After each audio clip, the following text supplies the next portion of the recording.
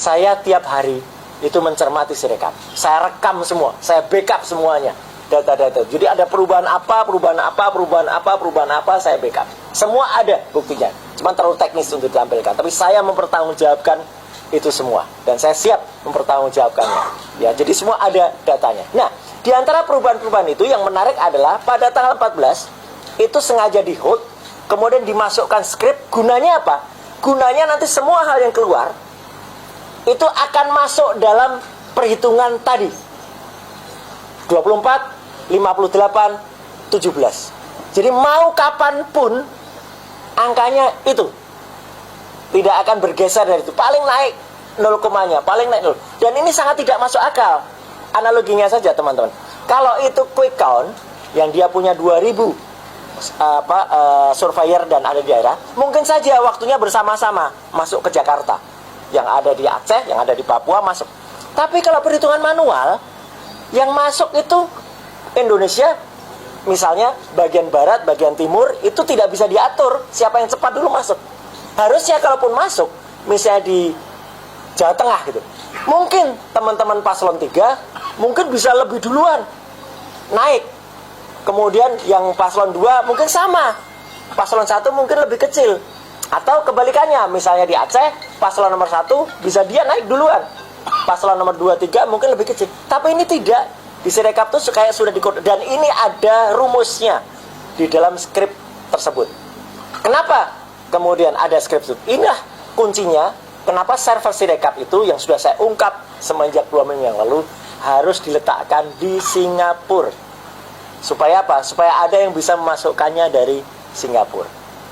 Begitu saya ributkan itu ada di Singapura, dan beberapa pakar lain menyebut, ada yang menyebut itu servernya ada di China, ada di Prancis, tapi saya bertanggung jawab untuk yang Singapura. Statement China, statement Prancis bukan dari saya, ya, karena yang saya punya bukti di Singapura itu jelas ada di luar, dan itu melanggar Undang-Undang Perlindungan Data Pribadi. Nanti Pak TB bisa lebih menambahkan, karena saya sudah mantan Komisi 1, beliau di Komisi 1, itu yang lebih jelas apa pelanggarannya kalau data itu diletakkan di luar negeri. Dan menariknya, ketika dia tahu melanggar Undang-Undang Perlindungan Data Pribadi, kebetulan saya masih ikut membuat waktu itu bersama-sama dengan Pak TB di Komisi 1, Undang-Undang itu nomor 27 tahun 2022, minggu lalu, diam-diam, nah ini kayak, maaf ini bahasanya agak kasar, kayak maling, diam-diam server itu dipindahkan ke Jakarta tanpa pemberitahuan resmi. Ini kan luar biasa masifnya, luar biasa terstrukturnya, ya. Artinya tidak mungkin pemindahan server itu kayak kita ngopi dari cloud aja, enggak, karena ini dipindahkan, dan pemindahan itu dengan tidak diumumkan ke publik. Maaf, ini saya bilang ini sudah ada mens rea, sudah ada kejahatan, sudah ada niat untuk pemindahan. Dan yang kemudian yang penting lagi adalah ketika itu dipindahkan, mereka mencoba membungkus itu, atau mereka mencoba melarikan diri dari tanggung jawab itu, kemudian selalu berkali-kali dikatakan mereka menolak untuk diaudit. Ini pelanggaran Undang-Undang Nomor 14 Tahun 2008 tentang keterbukaan informasi publik. Yang menarik juga, rekan-rekan sekalian, yang saya temukan adalah dengan ada pengakuan dari Ketua KPU semalam bahwa mereka sudah mengkoreksi sebanyak 154.540 TPS, padahal jumlah TPS-nya itu ada 220.000 di sini, ya. Persentasenya sudah di atas 10%. Silahkan dihitung, ya, gitu. Ini berarti sistemnya sudah sangat tidak layak, sudah sangat tidak capable untuk melakukan menghitung. Paling kalau terjadi error, ya 3-5% dalam dunia teknis itu berlaku. Tapi kalau sudah di atas 10, bahkan ini sudah sekitar 18%, ini berarti bahwa sistem ini sudah tidak pantas lagi dilakukan.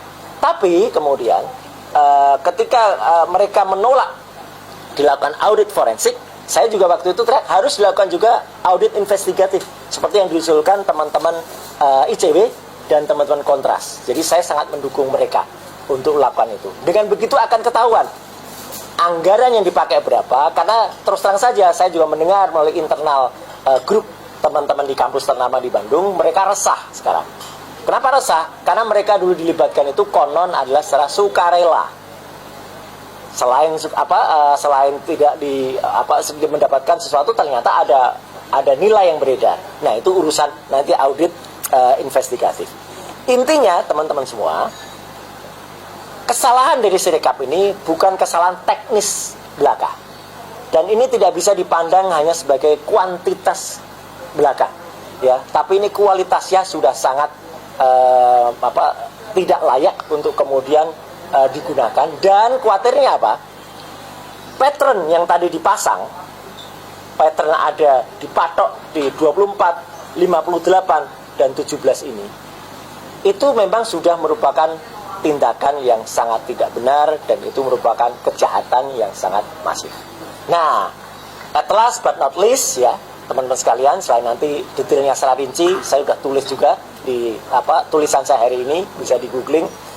Judulnya adalah Antara TSM dan Anomali Sirekap IT KPU 2024. Presentasi saya ini atau paparan saya ini mungkin saja bisa menguntungkan pihak-pihak tertentu. Saya bilang itu keniscayaan. Saya bilang itu adalah konsekuensi dari kebenaran.